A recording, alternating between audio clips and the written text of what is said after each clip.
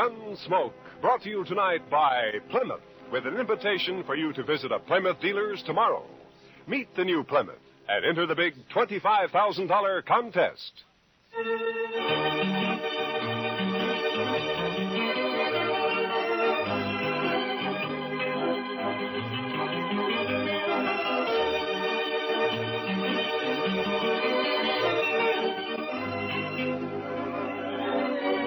Throughout Kansas and in the territories on west, there's just one way to handle the killers and the spoilers. And that's with a U.S. Marshal and the smell of gun smoke. It's here, a new kind of low-priced car. The exciting 53 Plymouth, completely new, completely beautiful.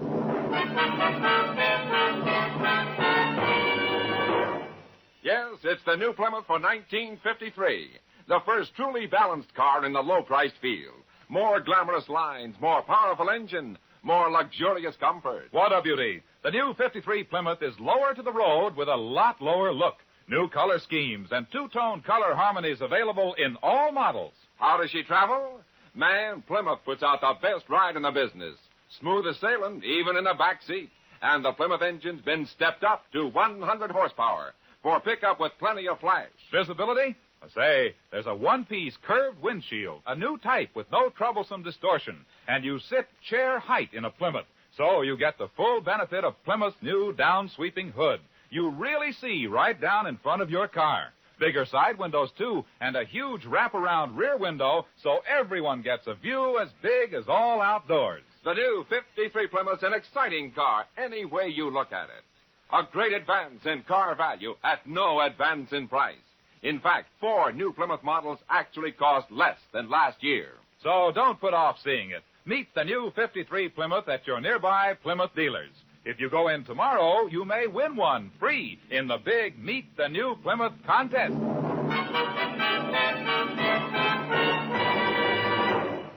And now, Gunsmoke, starring William Conrad.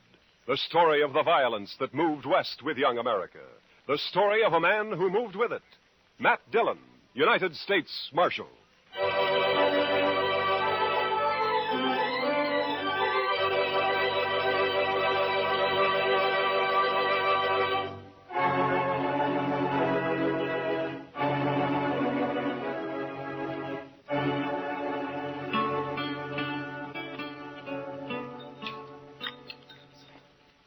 The cook sure must have had a bad night, Mr. Dillon. Well, how do you figure that, Chester?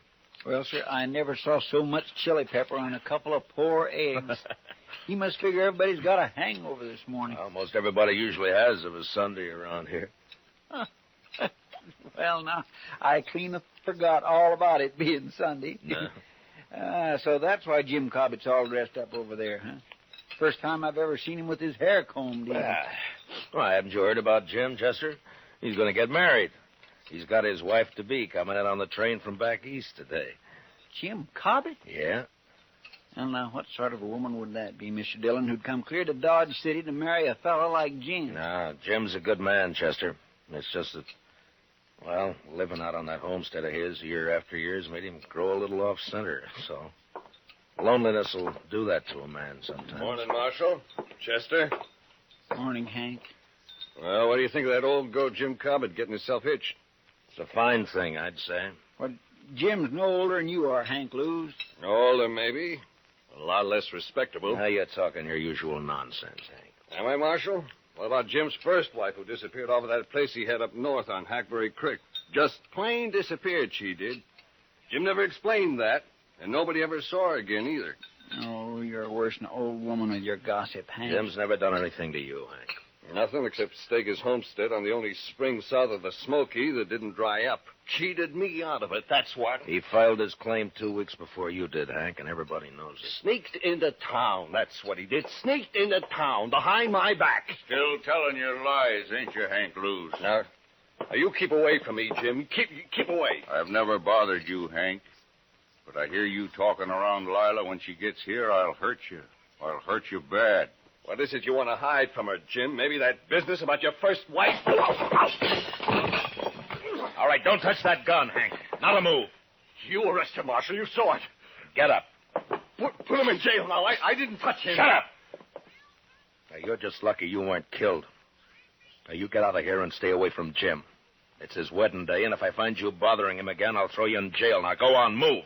Fine, all we got around here, man.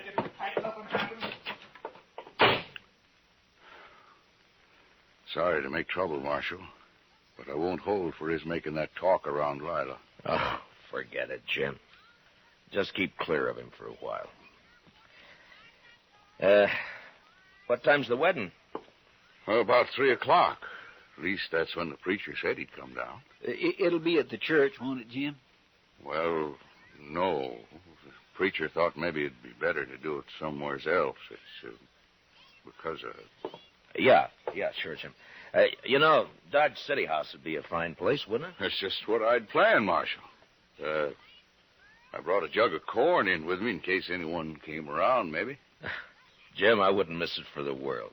I'm going to be there for sure. Yeah, me too, Jim. I certainly do enjoy a wedding. I never got married myself, but I sure do like to watch. See you later, Jim. Sure, Marshal. We'll be there, Jim. Bye.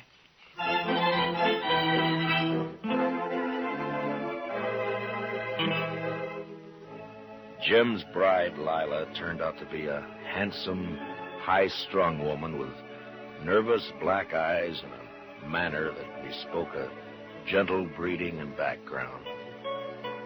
I watched her, and I wondered how she'd ever make out in this crude, raw country she'd chosen to come to. It was never mentioned how she and Jim had got together, but the few friends who gathered for the wedding didn't care. We were all pleased that Jim finally had a wife to break the loneliness that he'd set upon himself for so long.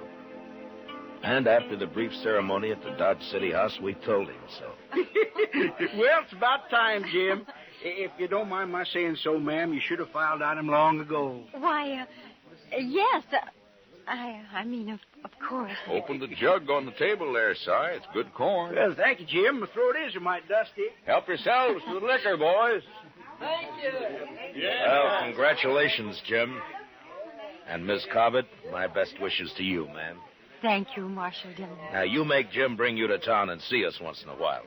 He never came in much when he was alone out there. Oh, I'm sure he will, Marshal. I sure hope so, ma'am. Help yourself to the jug there, Chester. Well, thank you, Jim. If I can get it away from Si long enough, I will. You stay in here tonight, Jim? Well, no, Marshal. I brought the wagon on account of Lila here, and it's a slow way of traveling. Take a day and a half at best. But where will we sleep tonight, Jim? Oh, I've got some blankets, Lila. We'll be fine. You mean out on the prairie? Well, sure. We'll bed down in the wagon if you're afraid of snakes. Oh, snakes can't get to you if you're in the wagon, ma'am. But what about everything else? Indians. No Indians have been seen around here for months, I know. Oh, no, you're wrong, Jim. A man from Walnut Creek told me he run into some Pawnees a couple weeks ago. Only about a dozen, though. Pawnees? Well, they didn't bother him, did they, Si? No, they didn't, Marshal. Yeah. You see, Lila? Well, they didn't bother him because he saw him first. He hid himself under a bank in the creek. Are there many Indians around? Oh, no, very few, ma'am. Well, the Army's been after him pretty steady ever since them crows raided the Gillette place. The Indians been making themselves scarce last few months. What happened at the Gillette place? They had a little trouble, that's all, Lila. Little trouble. They killed Bob and rode off with Mrs. Gillette and the child, that's all. Oh, no. Si, why don't you go get yourself another drink, huh? Yeah, well, I was just thinking about doing that. Well, now, I suppose it'll be easier on Mrs. Gillette once she learns to talk Crow, but still, it's a hard life on a white woman, suddenly being made a squaw. Oh. The jug's almost empty, Si. You better hurry, huh? By golly, hey, fellers, I got another swatter coming. Liquor's working on the side, Lila. Don't pay no mind. Jim, is it true what he said about that poor woman? Now, Lila, don't you fret about that. Is it true? I want to know, Jim. Yes.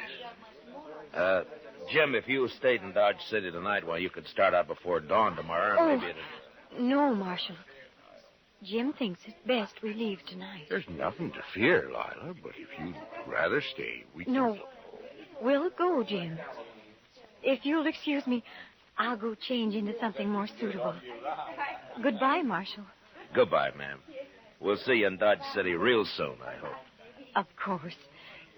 I'll be down shortly, Jim.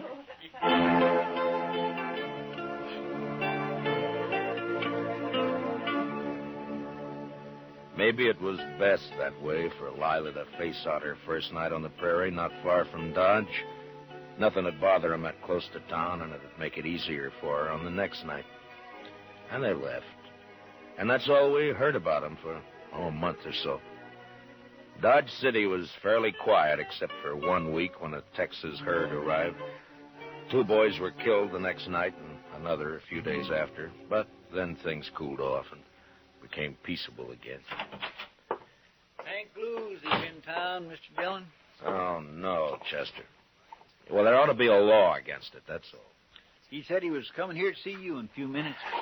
Look, you talk to him, Chester. I think I'll go upstairs and pick on the doc for a while. Oh, he doesn't want to see me, Mr. Dillon. I'll send him up when he comes. Chester, no. Yes, sir, but he'll ask me where you are, sir, and then what am I going to tell him? Marshal, I want to talk to you. Well, all right, Hank. Go ahead, talk. You think I was lying about Jim Cobbett, don't you? Well, listen to this, Marshal. Lila's disappeared, too.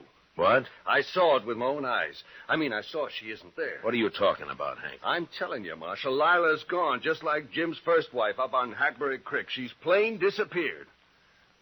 Well, go on. Well, I got a runty bay mare that's always running off, and I rode by Jim's place to see if he'd seen her. Jim was just sitting there, and he hardly paid me any mind at all. He was all alone, and when I asked him about Lila, he just walked off, wouldn't say a word. Well, maybe she was just out on the prairie somewhere. Then she stayed a long time. I was back next day and still didn't see her. Stock's gone, too. When was this, Hank? About a week ago. Now, Marshal, I think you ought to get out. I do my own thinking, Hank. Well, all right. But you better get out there, Marshal. I've told you now. Yeah, you've told me, and you can forget it. Just stay away from the Cobbett place, you understand? All right, Marshal. I've done my duty. You better do yours. Goodbye, Hank. Well, Goodbye.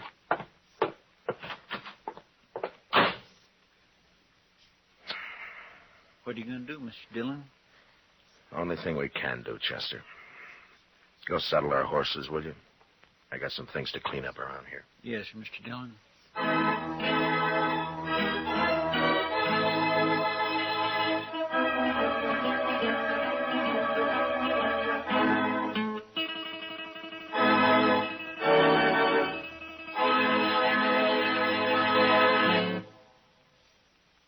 Big doings at all Plymouth dealers. Tomorrow, go in and meet the new Plymouth, the new kind of low-priced car. And enter the big $25,000 Meet the New Plymouth contest. All you do is look her over, compare, ask questions. There'll be people on hand to explain the new body design, new type suspension, new springing, how they combine to give you a ride that's unbelievably smooth. The first truly balanced ride in the low-priced field. Believe me, you'll be enthusiastic. So just transfer that enthusiasm in 50 words or less to a contest entry blank. Tell what you like most about the new, truly balanced Plymouth for 53. That's all there is to it. And you may win a 53 Plymouth or one of hundreds of cash prizes. But entries must be mailed by Monday midnight. So hurry. Get an official entry blank containing all the easy rules tomorrow when you go in to meet the new 53 Plymouth. Now, the second act of Gunsmoke.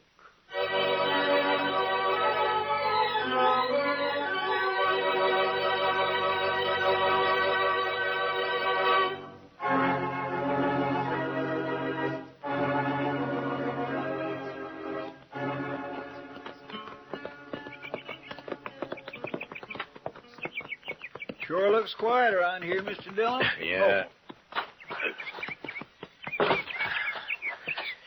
Yeah, come on. They're probably inside. You think Lila's here, don't you, sir? I will soon find out, Chester.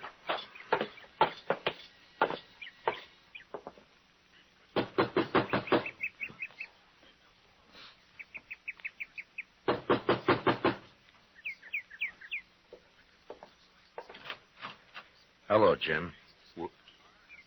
Hello, Marshal. Chester? Hello, Jim. Come in.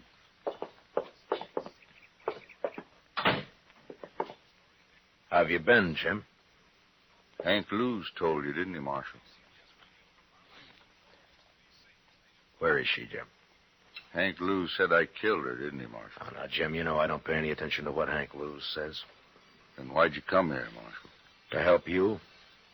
If you're in trouble. Lila isn't here. And I'm in trouble, all right. Well, what happened, Jim? Where is she? I don't know. What? Well, Injuns, party of Crows, they took her.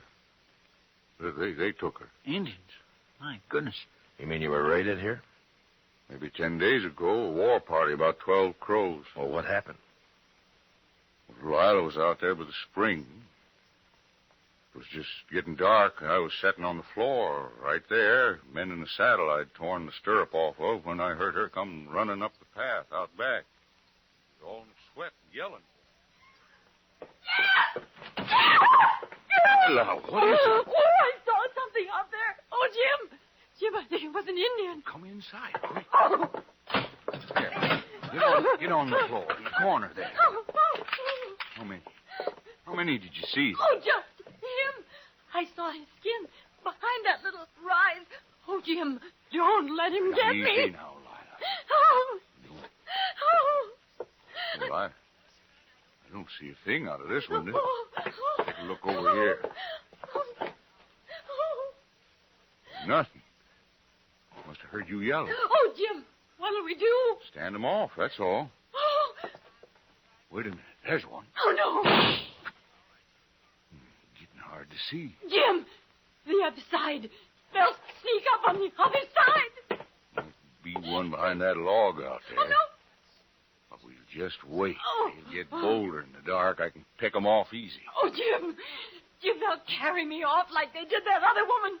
I can't stand it, Jim. Here. Take that 6-shooter. Yes, I will. I will.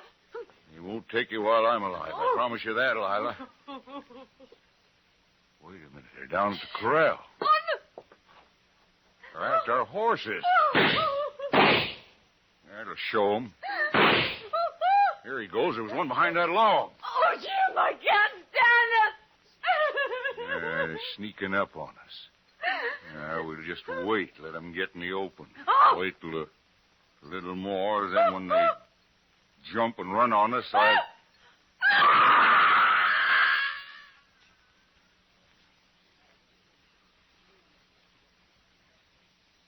Well, go on, Jim.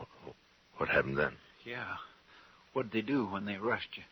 Well, one of them must have got in the window behind me. When Lila screamed, I was knocked out, and when I come to, the Indians was gone. Lila was gone, too. Were you shot, Jim, or what? No. Injun must have got behind me somehow and clubbed me, that's all. Did you try to follow him? How could I, Marshal? They run off. The horses stole them. Yeah, I see. Anyway, I was out a long time. There wasn't a sign of anybody when I come to. Well, they could be in the Rocky Mountains by now. We'd never find them. I'll report this to Colonel Jenkins at Fort Dodge, and he can spread the word through the army post. Thanks, Marshal. I'm sorry, Jim. But I guess that's all I can do for you. Sure, Marshal. Come on, Chester. Let's take a look around outside and then get back to Dodge City. Yes, sir. So long, Jim. I sure am sorry it happened. So long.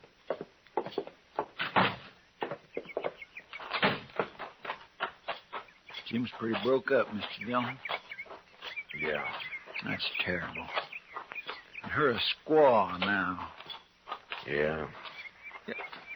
My, aren't those pretty, Mr. Dillon? What? Hey, that bunch of columbine there, growing right in a row. I think I'll just put one in my hat. No, wait a minute, Chester. Huh?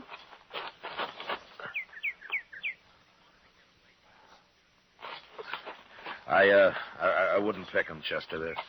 They're too pretty to pick, huh? Well, all right, sir. Jim's stock is gone, all right. Mm-hmm. You know, Mr. Dillon, Jim Cobbett ain't the luckiest man in the world, is he? Oh, he sure isn't, Chester. Come on, let's get out of here.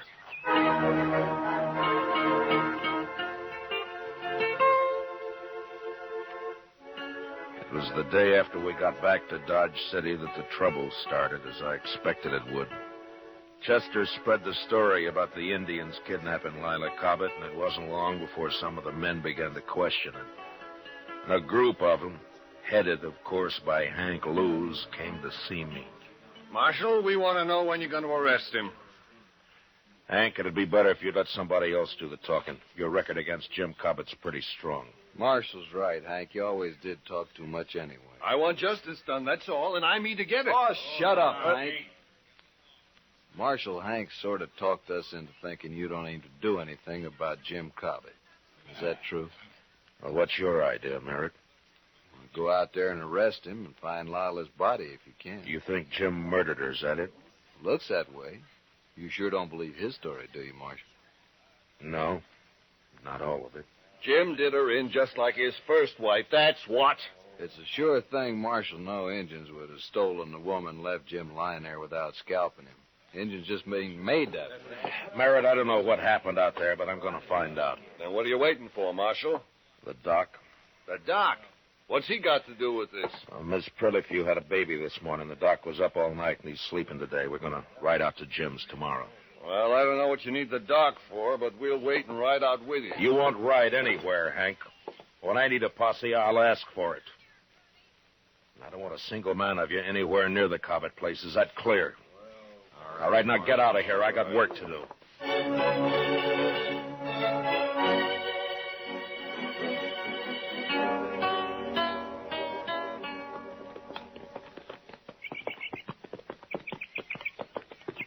It's a mighty lonely-looking place, Matt. Yeah, it is. I wonder what Lila Cobbett thought when she first saw it. She must have been mighty fond of Jim to come here at all, seems to me. Yeah. Well, I hope Jim's still there. Isn't that him there? Down by the corral there, isn't it? Oh, yeah. He's got a new horse. Oh.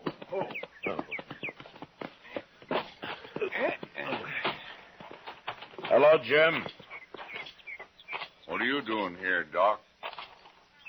I had to bring the doc, Jim, to perform a sort of autopsy. Autopsy? On Miss Cobbett.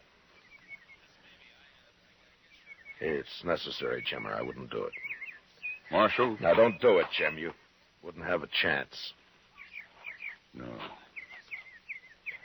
Take his gun, Chester. Yes, sir. All right, Jim, let's you and me go on into the house, huh? I don't imagine you want to watch this. Well, where is it, Matt?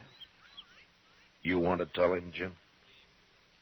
Over there, under that row of columbine. Well, So, that's why you wouldn't let me pick any, Mr. Dillon. I watered the ground a lot to make it hard. It was a good job, Jim. Come on, let's go in the house. Shovel's out back of the corral. I'll get it. Well, all that water and it didn't do any good.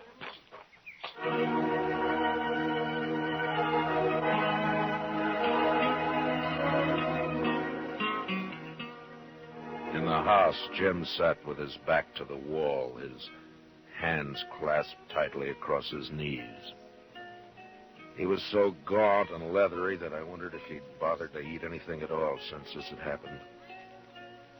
He just sat there as if waiting to be sentenced and not caring very much one way or the other. Finally, Doc and Chester were finished, and they came into the house. We put her back, Jim. Right where you had her. Yeah. And it wasn't easy, Matt. Yeah, I know. But what did you find? Well, she was killed by a .45. Fired at close range. The bullet entered her head just under... Never mind, Doc. Jim's gun here is a .45, Mr. Dillon. You want to tell us about it, Jim? You think I killed her, Marshal? Well, it looks that way, Jim. But I still can't believe it. Thank you, Marshal. If you did it, Jim, you're going to hang for it.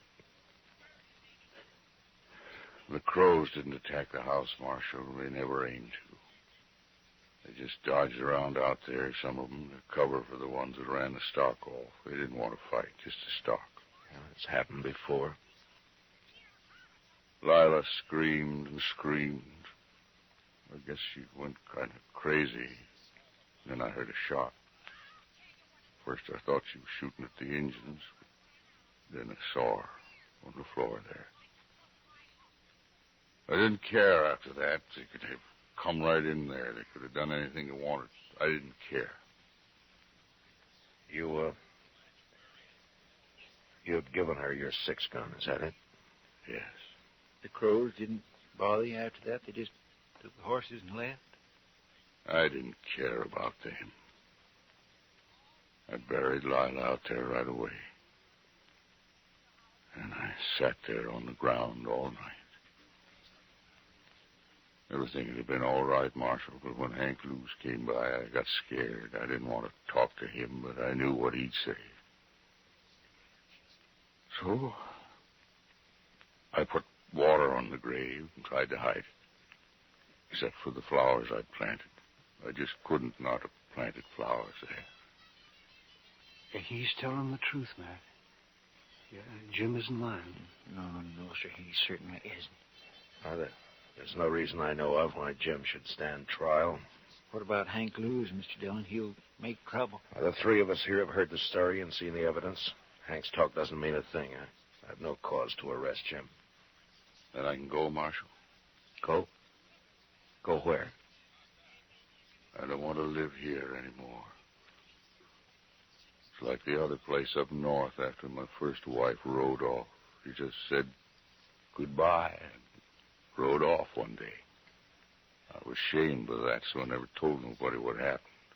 I left the place. Like I'm leaving this one. Well, you got to settle down sometime, Jim. No, I don't. I got bad luck both places. I won't settle down no more. We won't stop you, Jim. I think I'll go now, Marshal. I don't want to spend another night here. I'll get my things together. Yeah. We'll wait outside. Come on, Chester. Doc.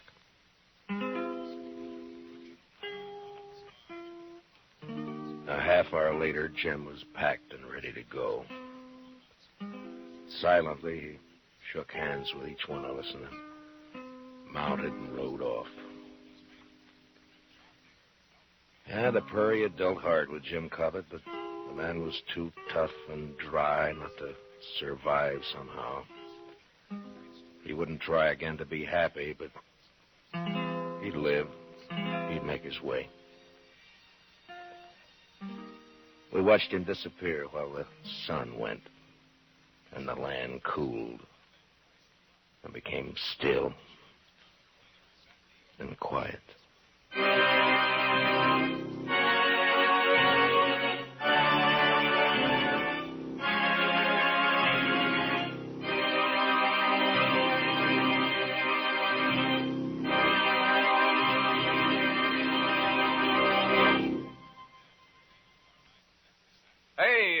The Big Plymouth contest closes Monday midnight. Your last chance to win a new 53 Plymouth free or a big cash prize. Go to your nearby Plymouth dealers tomorrow. Meet the new Plymouth. Look it over stem to stern. Ask questions. Find out all about this new kind of low-priced car. Then, on an official entry blank in 50 words or less, tell what you like most about this great new beauty. But remember, entries must be mailed by Monday midnight, so be sure to visit your Plymouth dealers tomorrow to pick up your contest entry blank and meet the new 53 Plymouth.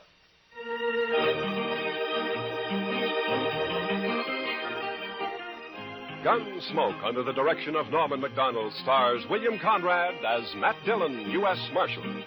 Tonight's story was specially written for Gunsmoke by John Meston, with music composed and conducted by Rex Corey. Featured in the cast were John McIntyre and Jeanette Nolan, with Paul Dubois, Jack Crucian, and Harry Bartell. Harley Bayer is Chester, and Howard McNear is Doc. Gunsmoke was brought to you by Plymouth, along with a reminder that you visit your Plymouth dealer tomorrow and enter the Meet the New Plymouth contest. Remember, entries must be mailed before Monday midnight. Clancy Cassell speaking.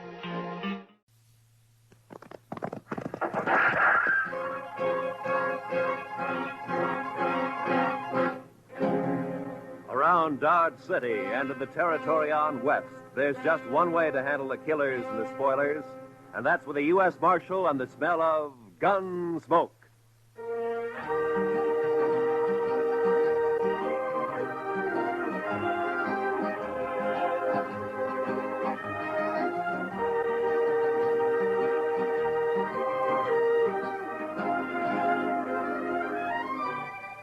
Gunsmoke, starring William Conrad. The story of the violence that moved west with young America. The story of a man who moved with it. Matt Dillon, United States Marshal.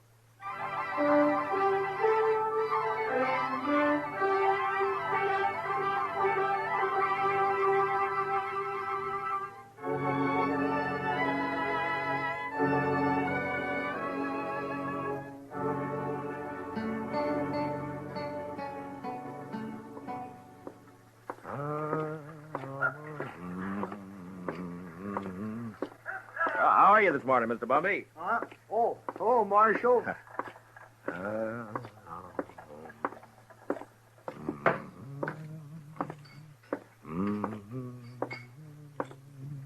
Morning, Mr. Dillon. Morning, Sam.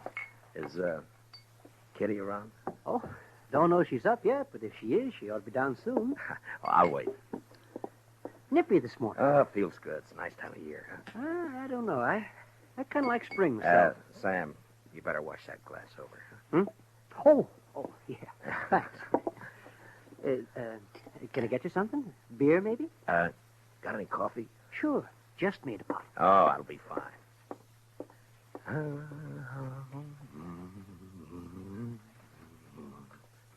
Her face is something wondrous. That's pretty, Ma. You got a pretty voice. Oh, it's good enough for calling hogs, I guess. Yeah. You just got up? A while ago. Why?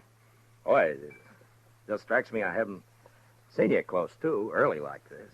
Uh-huh. No, you look fine. I mean that you... You better quit while you're ahead.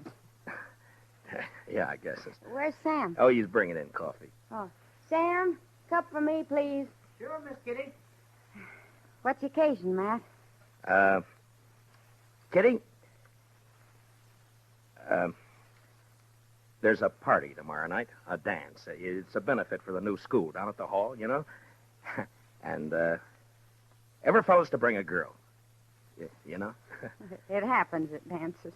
Go on. Well, what I'm trying to... Will you go?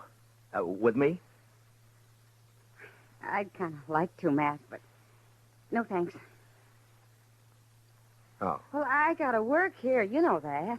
Besides... Well, you ought to be able to get off. Well, even if I could, ladies might not take kindly to it, Matt. I'm not rightly polite society. What do you care about what... Well, thanks anyway, Matt. That smells wonderful. Sammy, I think I'll marry you. Me? Oh, shucks. Me? Oh, shucks. But, listen, Kitty, about the dance, I've already bought the You're tickets. sweet, Matt, and I thank you kindly for thinking of me, but you better ask someone else. Well, it isn't... Sam, will you go and polish up your glasses, please? Oh, sure, Mr. Dillon. Sure. Now, look, Kitty, I'm asking you to go with me. It's important to me that you go. Are you making love to me, Matt? At this hour in the morning? No, I mean it. I want you to go to the dance. You want to be embarrassed. You want everyone to stare at us. You know what they'll say? My, the marshal really should have better sense than to bring that woman here. It ain't decent. It ain't proper. Oh, Kitty. Well, it's true. I'm a hostess at the Texas Trail, a saloon. You know what they think about me. Well, will you go, Kitty? No. I'll call by for you at 7, huh? I'll drink a bottle of whiskey and clout some old biddy on the head. Then you'll be sorry. Oh, Kitty. I haven't got anything to wear, Matt. I can't wear my working clothes. You look just fine, like you are, Kitty. Just fine, just like you are. Marshal, Yeah. I shouldn't, but I guess I'll go to the dance with you. I'll be ready at 7.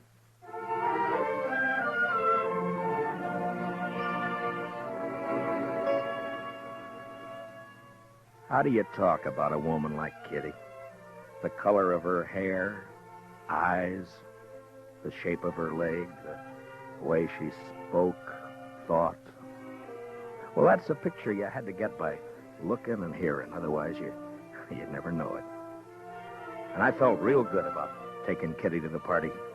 The first time we'd really be out in company. And I liked the idea.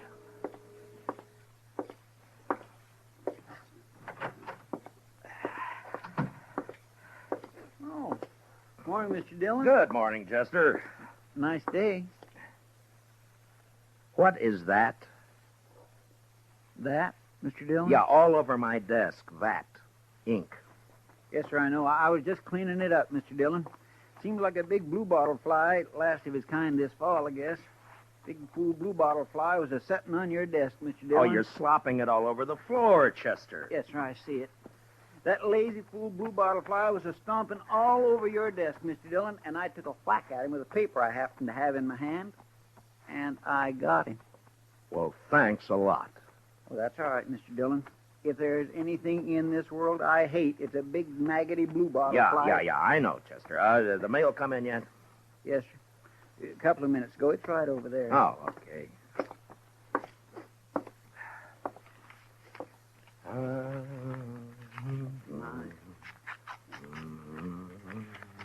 There. I think that should do it, Mr. Dillon. All right, Chester. Anything likely in the mail, Mr. Dillon? No. Look, Chester, we better get these government circulars posted. Would you do that for me? Yes, sir, I'll do that. Say, Mr. Dillon? Yeah, what is it, Chester? About the dance tomorrow. Now, what about it? Well, you're going, aren't you, sir? Doc's going. He's taking Ms. McNish. I'm going. Everybody's going. You are going, aren't you, Mr. Dillon? Yeah, I'm going. Don't seem right, a man your standing not to go to a big social like we're... You are? Yes. Well, that's fine. Just fine. Doc and me, we were talking, and it just didn't seem right to us that a man like you didn't have no real nice, sweet girl to escort to a big social. I got one, Chester. A real nice, sweet girl. I'm taking Kitty. Miss Kitty? I asked her before I came down, and she accepted. Well, that's good. Miss Kitty. That's right, Chester. I got a couple of letters off to Washington, Chester. You want to go and see about posting those circulars, huh? Yes, Mr. Dillon. Ah, fine.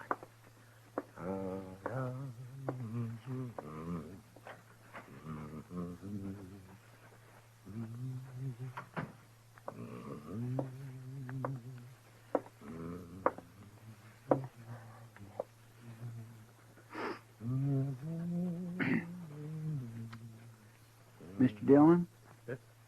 Oh, what is it, Chester? Well, Mr. Dillon, it ain't none of my business, and I did not have no right to say it. Say what? Well, sir, Yeah? I was wondering if I might borrow one of them fancy ties off you for the party. That's not your business. That's what you haven't got any right to say. Yes, sir. No, that's right. You're a liar, Chester. But you can borrow a tie. I thank you kindly, Mr. Dillon.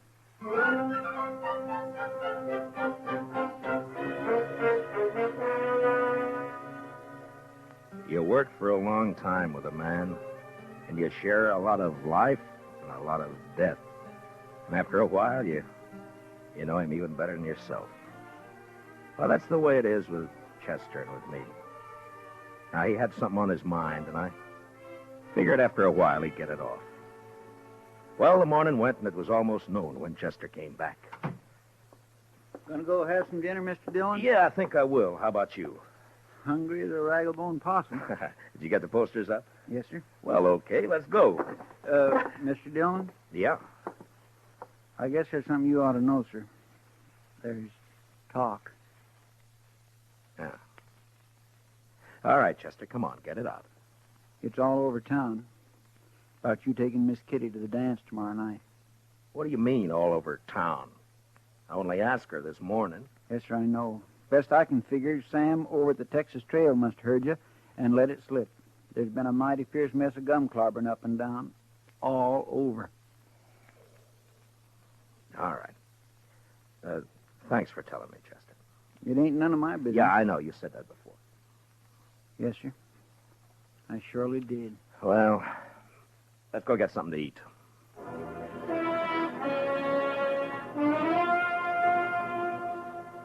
It's hard to tell about people. Maybe it's hard to tell about yourself because you come under that same heading, people. And when they're mean and small, there's not an animal to touch them. Chester and I walked down the street, and it didn't take long to hear and see what was going on. Some of the drifters leaning against the wall on the corner came right out with it. Morning, Marshal. I understand there's Galentine's got herself a new beau. What did you say? Maybe you ought to look into it, Marshal. Folks are being downright rude.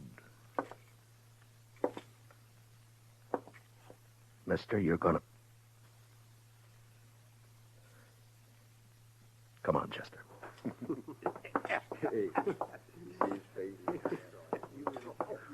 Ought to haul them in. Every one. Yeah? What are you going to charge them with? Pestilence, Mr. Dillon. Just plain pestilence.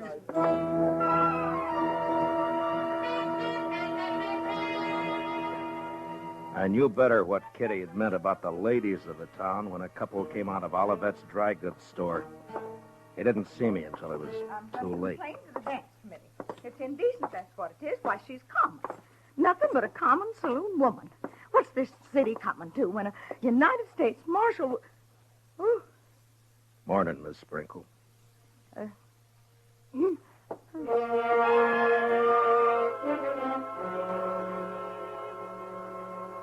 When a man's born, they say he's blessed or cursed with a lot of things already in him. Take pride, for instance. Sometimes pride can be a curse. Well, maybe I had more in my share. Maybe it would have been a sight kinder if I'd not taken Kitty to the dance. But I did.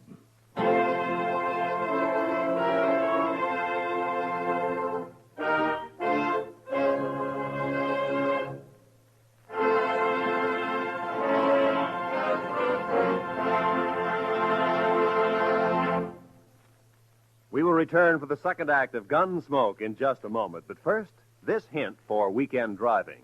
Whatever you do, be moderate. Be obedient to all traffic laws. Be careful. Use your head and don't take chances. Now for the second act of Gunsmoke.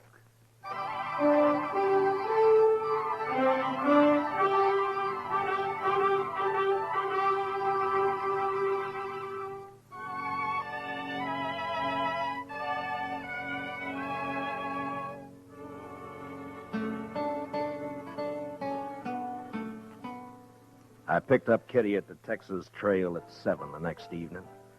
She was waiting by the side door, and when I saw her, she kind of moved back in the shadows, almost as though she was ashamed for me to see her.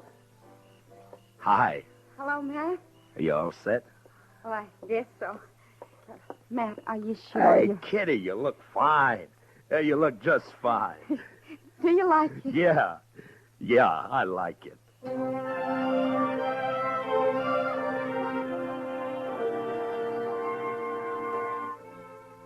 We walked along the street down to the hall, and I kept looking at her like I say, you know, you had to know this, Kitty, to understand what I mean, and even then you get a surprise. She was like a 17-year-old on her first date, and She was like all the women you'd ever known and loved. Soft and innocent. And something else. Something that's female and you can't figure out what. Something that makes you drunk without a drink inside you. It was snowing a little, and the flakes caught in her hair and melted into the black of her velvet cloak. And just before we went in, I looked at her again. And I didn't care. I was proud she was with me. Oh, evening, Marshal Dillon. Evening, Miss Murphy. You know Miss Russell? How do? You have your tickets, Marshal Dillon? Oh, yeah. Here we are. Fine. Go right in, won't you? Oh, sure. Oh, excuse me, Mrs. Murphy. Is there somewhere I can put my cloak? Oh, yes, of course. The ladies' reception room is right through there. I didn't catch the name. Catherine Russell, ma'am. Excuse me, ma'am. Yeah, sure. I'll wait for you. Thanks. You better.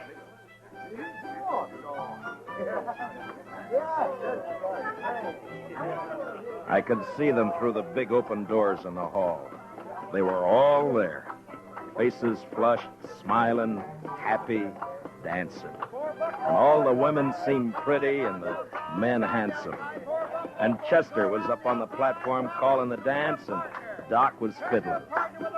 And I was waiting for my dancing partner, Miss Kitty Russell.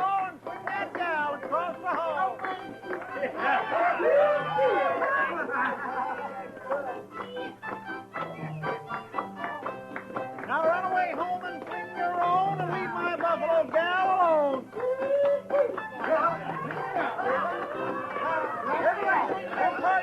Then promenade all and around you go.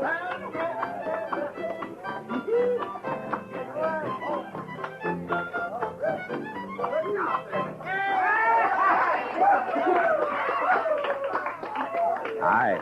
What took you so long? I'm sorry, Matt. I had a skirmish with one of the genteel females in there. Oh, I'm sorry. What says she? You know, I get the idea I'm not welcome around here. Let's go in and get some punch, huh? Sure. How are you, John? Oh, that's a nice dress, Kitty. I haven't worn it since a few years back in New Orleans. Hey, Marshal. Oh, Miss Kitty. Oh, it's Doc. Well, hi. Oh, fine, Doc. Hello, Doc. I say, we got a bottle of whiskey outside. You care to join us? Oh, this punch. Not right now, thank you, Doc. Oh, well, sure. Hey, Miss Kitty, I saw you come in. Best-looking woman in here. Oh, there's lots of scratching going on. Thank you, Doc. If you see Mrs. McNish, don't tell her where I am, will you? Man gets kind of dry fiddling. Oh, so long. So long, Doc. Punch, Marshal Dillon. Kitty? I guess so. Mr. Sprinkle, have you met Miss Catherine Russell? No, I'm afraid I haven't. You got a short memory, Mr. Sprinkle. Huh? I could have swore it was you in the Texas Trail a couple of weeks back. Drunker than a hoot owl. Don't you remember I had to slap your face? I think... Edward? Edward? Yes, dear. You let somebody else take care of the punch. I want you to come with me. Well, I promised. I'm on the committee. Evening, Miss Sprinkle. I have no wish to speak to you, Marshal Dillon, or this woman you've brought with you. I will not have my husband serving such people. Aren't you being a trifle bad-mannered, Miss Sprinkle? How dare you say that? Well, aren't you? I suggest that you leave, Marshal. You're not wanted here. Not with that woman you've seen fit to bring. Come on, Matt. I want to go. No. This is a public dance, Miss Sprinkle. Right now, you're trying to make it private. If you can't behave like a lady, I'll thank you to leave this lady's presence. What? Now, see here, Marshal. You can't talk like that to my wife. Hey, Kitty. What do you say, Kitty? Matt, please. I want to go. We're not going anywhere. We're staying. How about some music? All right now, folks. It'll be a waltz this time.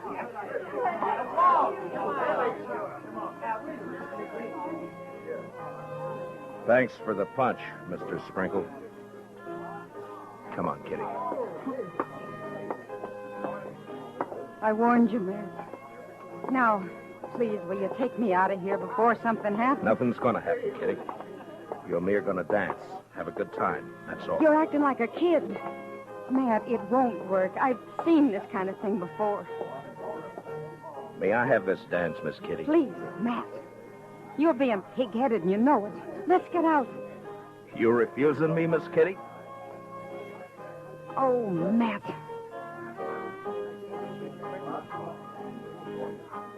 We danced. But it wasn't what I hoped it'd be.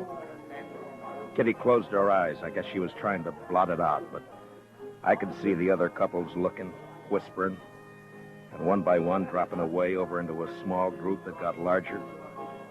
And there were only about 6 of us left when the waltz ended. And that's when the stranger and a couple of his pals walked out onto the floor. They were drifters, probably been in town for a week.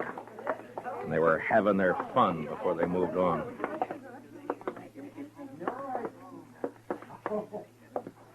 Marshal, I got a painful duty. Yeah? Folks in this town seem real upset about you bringing that woman in here. What's your name? I'm just a fella. I kind of made myself and my friends here a committee of 3, seeing as how everything's done by committees here, and we figured it would be best if you take your friend home. Mister, I'm the marshal in Matt, Dodge City, and I'm leaving. You're staying here, Kitty. She's smarter than you, Marshal. Everything all right? Everything's Dillon? fine, Chester. This ain't a matter of law, you know, Marshal. It's decency and what's right. Yeah, and Marshal, this ain't right. Mister, I'm taking this badge off. Chester, you stay here with Kitty. Matt, don't you do it. Now come Matt. on outside. You. We're going to talk some more about this out there. It's cold outside. Now, you be a good fella and get out of where you ain't wanted. You know I won't hit you in here, don't you? Were you thinking of doing that, Marshal? Now, that ain't lawful. I ain't done nothing. Kitty. Kitty, wait. Now there's a gal with sense. All right, mister. No, I'm telling you. You and your pals are going to have to come out sooner or later, and when you do, you better start hightailing it out of Dodge before I catch up with you. We'll think of that. We sure will. Marshal.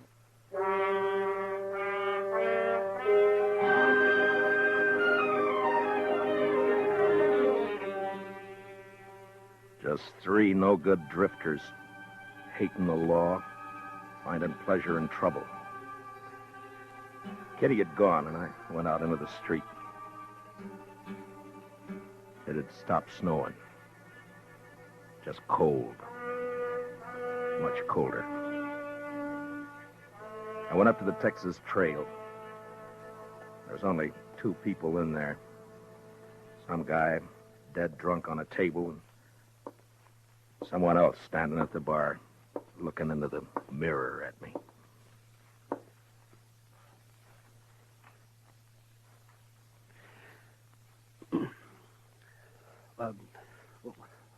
What do you have, Mr. Dillon? Nothing, sir. Yeah. Well, I got some things to do in the back. Give me a call if anyone comes in, will you? Yeah, sure.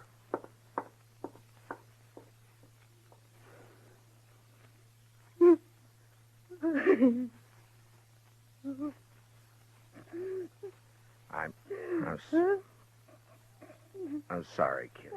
Shut up. I'm sorry. Matt. Matt. Oh, Kitty. Oh, it's all right. Sure, it's all right. I'm so mad. I could. Yeah, I know. I should have known better. No, it was me, not you. No, it wasn't that either. It was all those polite ladies and gentlemen. Give me a kerchief, will you? Yeah. Here. Been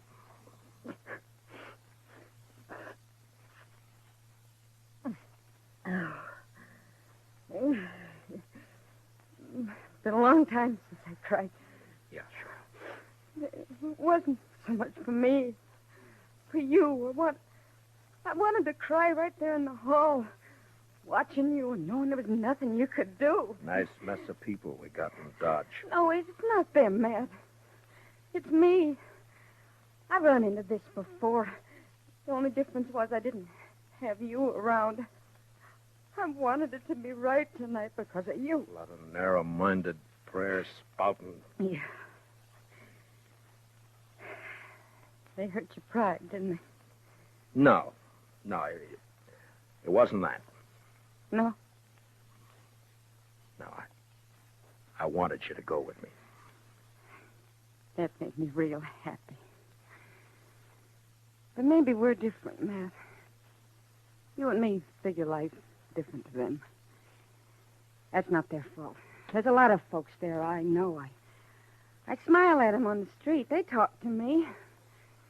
But tonight, well, that was different. I made them uncomfortable. Yeah? Well, I didn't do a bad job with you. Oh, you can't look at it that way. And you can't go fighting the whole town either. There's 3 fellas going to get hurt. No, I don't want you to do that, Matt. You just let it go. Let it go, Matt. They don't mean nothing. You know what means something to me? What? That you asked me to go to the dance with you. I knew what was going to happen, but it was worth the chance. I thank you for it, Matt.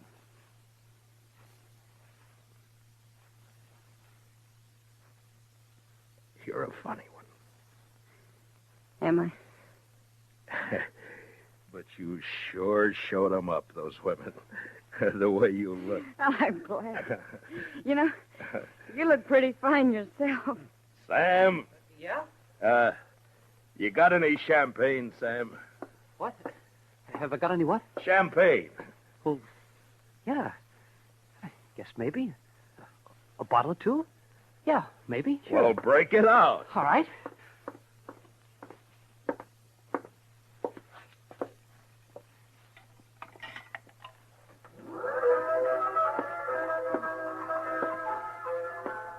Miss Kitty, I think the next dance is mine. Oh, Matt. I'd be real pleased, Mr. Dillon.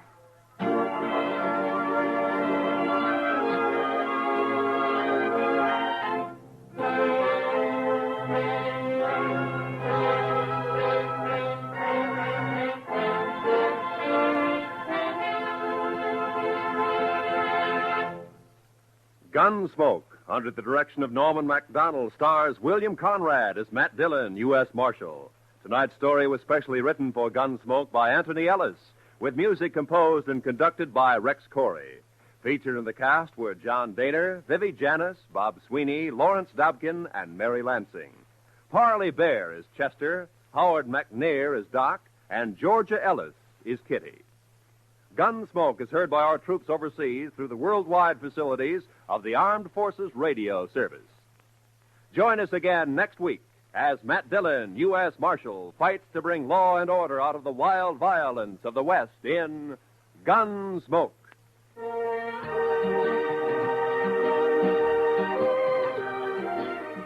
Don't miss Robert Trout and his timely roundup of world news tomorrow on most of these same CBS radio stations. Roy Rowan speaking. And remember, Amos and Andy are here every Sunday on the CBS Radio Network.